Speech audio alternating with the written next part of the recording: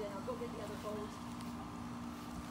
Hi everyone. So my mother-in-law's pool system here, which is a combination of the Pentair Intelliclor 40 or the IC40 and the Clean and Clear Plus. So we've been having a problem, just like many others online, with the low flow or no flow alarm coming on here, which will be showing red, which you then get the salt level, good and low, flashing alternate green and amber. So we've been trying everything here, troubleshooting the switch, which is underneath this cap. We've actually had the cell off and cleaned of calcium deposits, etc., etc. No luck so far.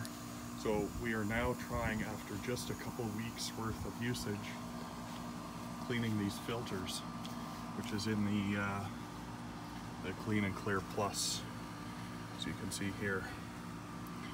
So we were shocked that after a couple of weeks, how grungy and dirty these units are. It's just unbelievable. We're not sure when the last time that they were cleaned. We were expecting that it was cleaned by the company that did the seasonal opening, so we're going to give this a try. We'll get back to you with how successful it is.